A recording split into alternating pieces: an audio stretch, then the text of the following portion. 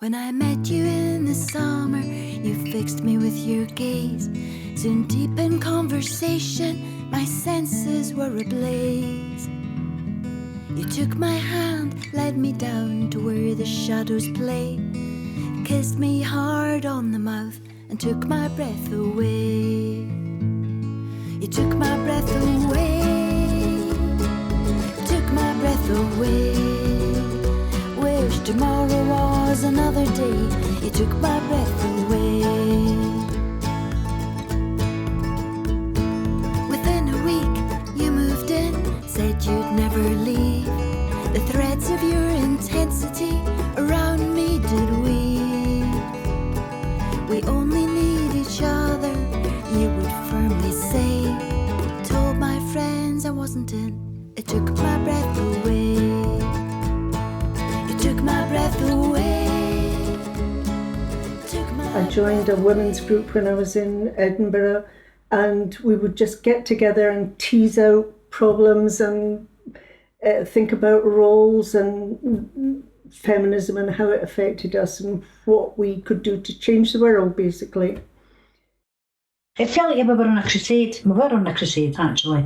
And I got really interested in learning about the suffragettes and stuff like that, and really feeling proud, you know, that women took that stance, because it was so hard for them. It's bad enough for us now, but 100 times worse for them. And I thought, good for you, you know. It was a kind of practical acting out of a wish for women to have liberation, and in fact for the whole of society to be radically transformed away from a model of male power and dominance. So an end to the patriarchy. But although that was an idea, actually the main impetus was finding a practical solution for battered wives. I understood what it was like for people not to understand. I knew what it was like for people to say, why didn't you just leave? I was 17. My son's father was 30-something. They didn't get it. My family didn't get it. Everybody was angry at me for, getting involved and letting it carry on. Nobody understood how terrified I was of this man. They didn't see him as a threat, but I was absolutely terrified. And I think I understood that.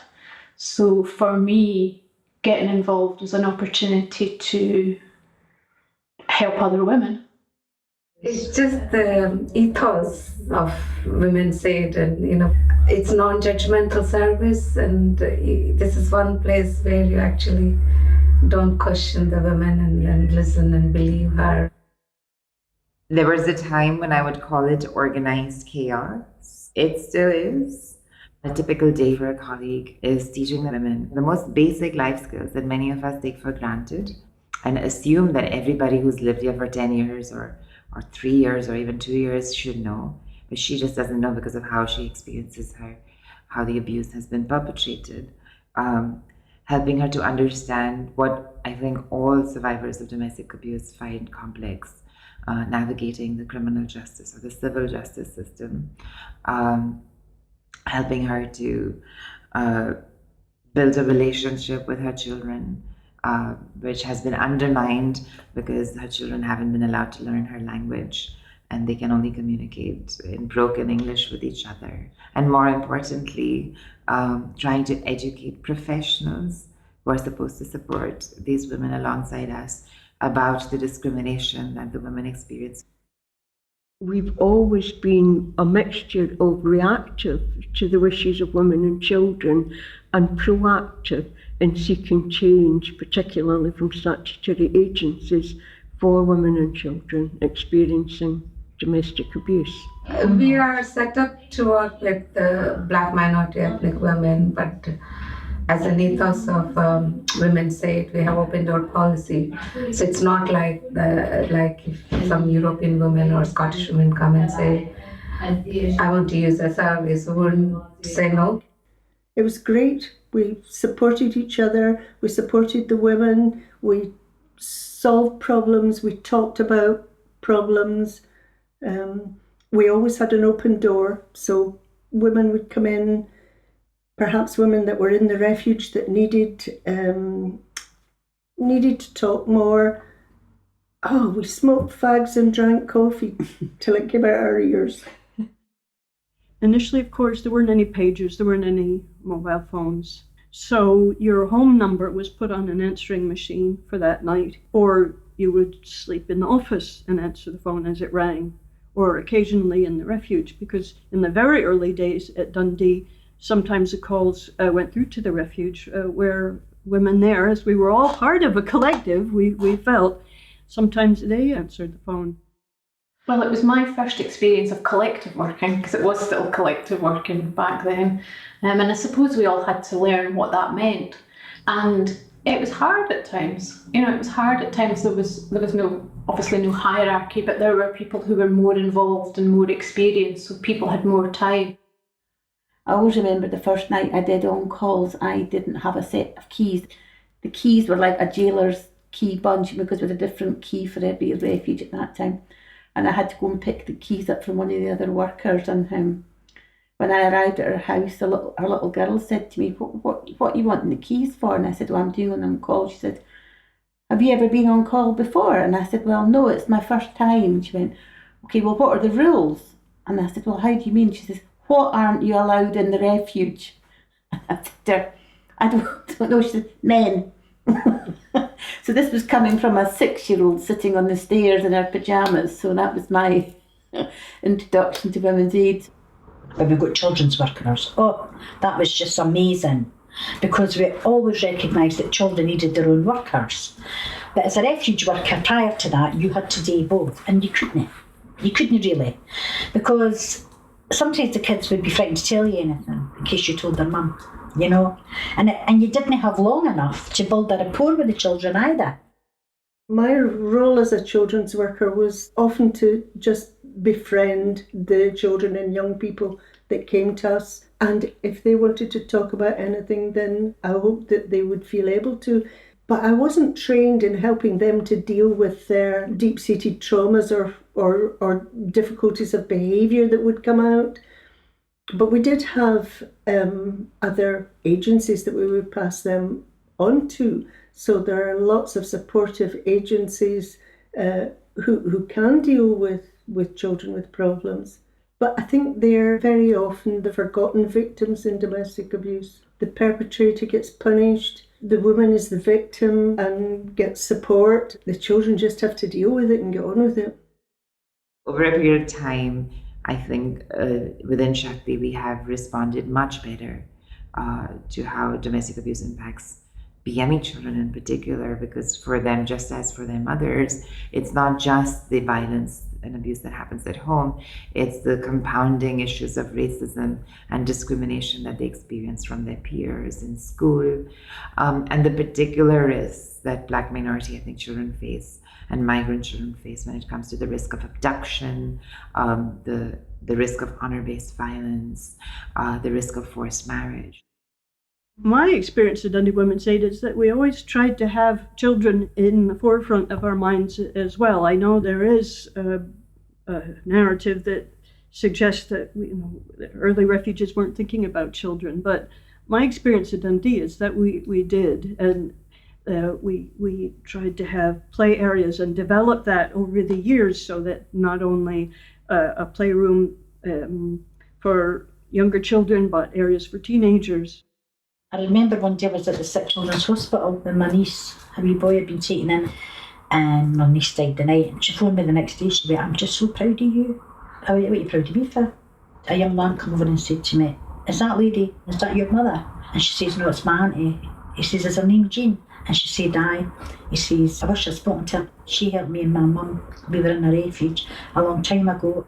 And Cheryl, of course, just such a soppy thing. She burst into green, she was that proud. And she told me I burst into green. I thought, oh, that's great, But I didn't recognise him, because he was I don't know, but he must have just been a wee boy. But I just thought that's the kind of thing.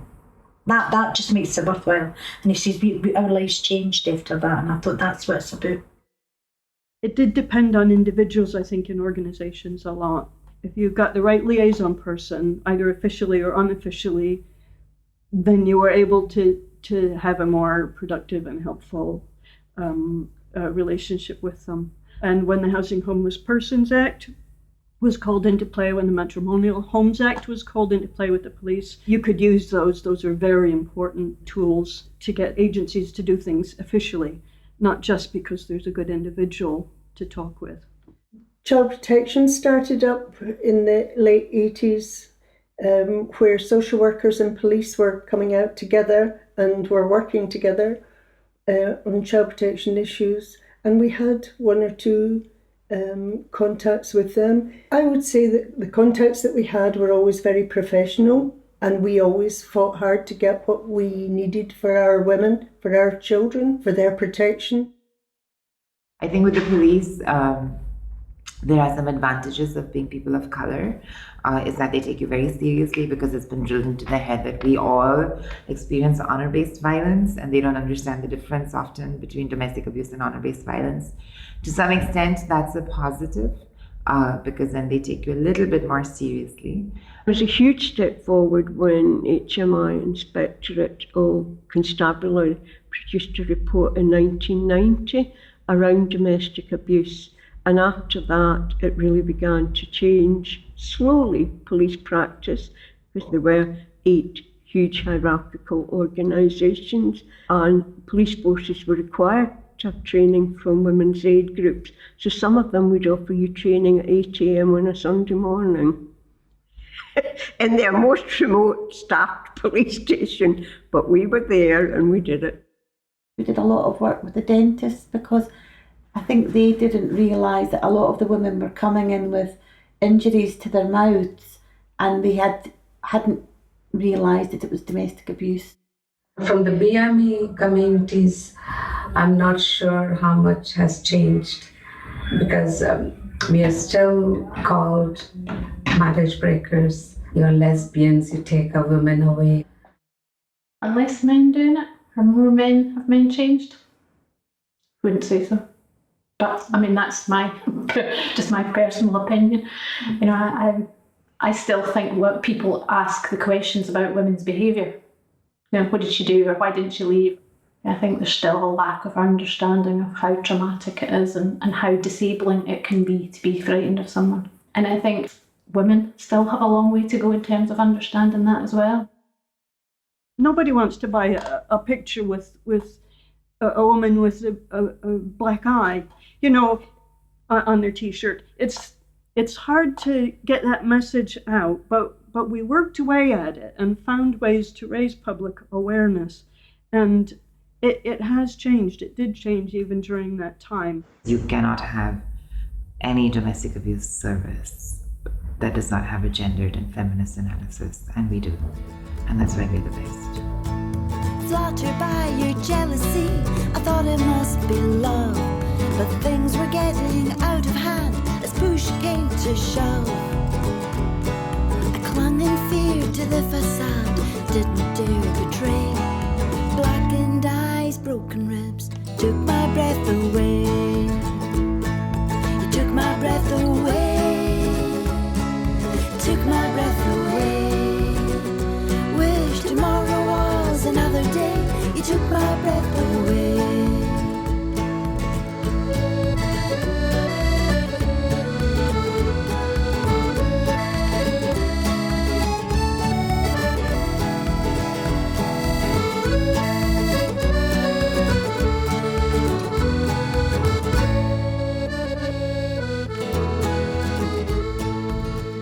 The Scottish Parliament, because of its high number of women and some very committed men, has always taken a very good line on seeking to end violence against women. I think in terms of politics in Scotland over the past few years, I'd say it seems more personal, having our own parliament and having closer connection with our MSPs. Whether it's made much of a difference, I don't know, to domestic abuse issues. There was a lot of interest by workers from all the local groups to actually come down to the Parliament and lobby their MSPs around funding. And we had a high turnout of MSPs being given the huge demands on their time, and everybody wants to talk to them. We could never have done that in Westminster, we wouldn't have had the resources at Scottish Women's Aid. Local groups would never have been able to send workers down to Westminster, and there's not the same cohesion, there's not the same accessibility at all. I was one of the people that went to the Parliament, Scottish Parliament, with, I think it was Louise or Heather, I can't remember now, and said to them, look, we're not saying that fathers shouldn't see their kids, but they shouldn't have automatic rights if they're abusive, because they're used to further abuse the mother. She's got to take them to meet them, and he gets a chance to get to her then, or he uses the child, and that's the worst thing. There's been a lot of changes in the Scottish politics around women's issues and women's health, which can only be good, and also around, I suppose, children and young people as well, with the Family Nurse Partnership for the teenage mums. You know, the Scottish Government seemed to have ploughed money into trying to deal with issues at the source rather than wait until they're older and the problems are there. But there's obviously lots of areas where we still need to improve. What I find is when any issues, when it's not just domestic abuse, any other issues, when you talk about it, the major focus is on the mainstream to start off, and then it trickles down to other little, the minorities and the gay, LGBT. The impact on women's aid in society is part of the women's liberation movement, or the movement of women to be self-determined, to be safe, to take up our part in the world. And I used the well-known phrase of breaking the silence earlier. I feel we've achieved that. I feel like the facts of domestic violence, of abuse of women and children in home and by other trusted individuals, I think people know about that now. I think the language of being a survivor of abuse, we brought that into common parlance. We made that idea available. We're now part of a global movement seeking to end violence against women. Even in Saudi Arabia, there's a helpline now for women experiencing domestic abuse. And it is quite extraordinary how it's just grown and grown, reflecting the realities of women's lives and the impact of violence against us in so many forms. We have only got as far as we have in mainstreaming our debate on domestic abuse. People would say, is it really mainstreamed? I don't know. But from my perspective, a lot more people talk about domestic abuse. A lot more people want to do domestic abuse work. And I think without Women's Aid, we would have never got there. And people need to know that. So many women have been helped, saved, supported, given strength, just because other women 40 years ago got together and decided they needed to do something about this, and it's grown and grown and grown. And I think, all the work that they've done has led to, although not the society I would like it to be, I think it has changed things dramatically. You cannot take away the impact that it's had. It was serious work we were doing. We knew it was serious, it was life and death work. And one of the most important thing was that we were strong for the women, but we were also strong for each other. And we bonded so well as a group. And because we went through that time supporting people and being supported ourselves through difficult parts of our own lives as well, it was just wonderful. It really showed the solidarity of women and the power that we have, the things we can change. It's very difficult for me to think what my life would be like without Women's Aid, because it's been such a large part of my life for so long. So it's a great privilege to have been involved with so many women and children. And it's also been a huge, and it still is, a huge learning opportunity You meet women from every grouping within society, and I've learnt so much from them. It's just such a strong group of women. Wherever you go, and you know, if you're going to the conference or that, you meet so many strong women who just all sing from the same book and just want things to be better for women, you know, and it's just so important. I mean, and you know, my husband, he'll say, "Oh, here we go," and you know, he'll come home and he'll tell me something, and I just go, "Woof." He says it's like a rocket getting launched, you know, and it's all to do with the inequalities for women. My husband was abusive, and I thought, you know, I was giving him chance after chance after chance. But then I thought, if I have to go into because it didn't sound like a very nice place, if I have to leave my house and go into there, then that's the end. And I did. I decided, so I had to go. I had to get away for my own safety. And I took my 3 kids and we went into a refuge. I wasn't expecting to get emotional, but I think for me it's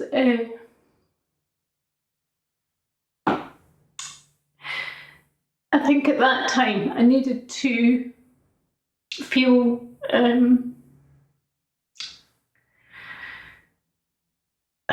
what did I need to feel? That I had some value. I think at the time I didn't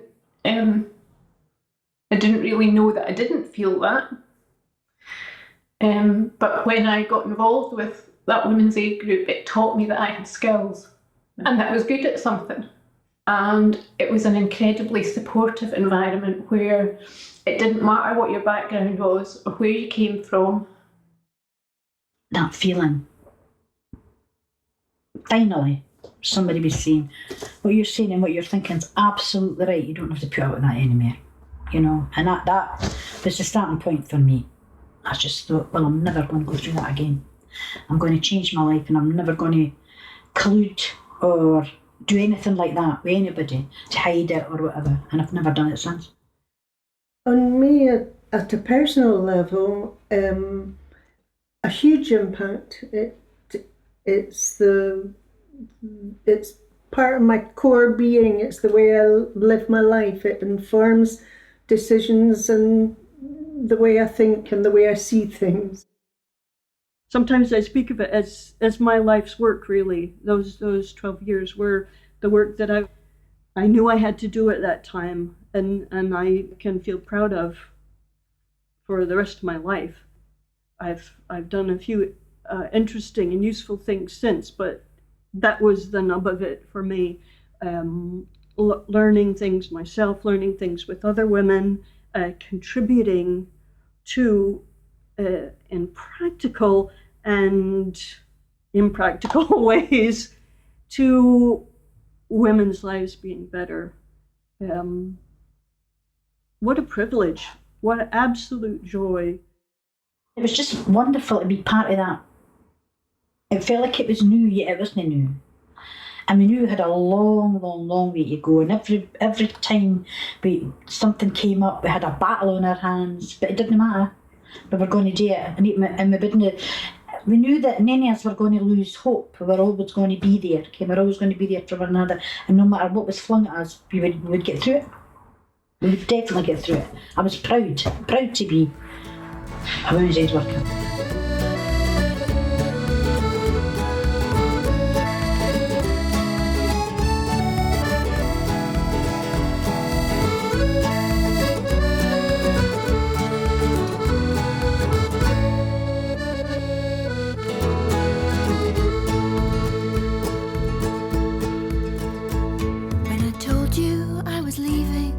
Couldn't take no more.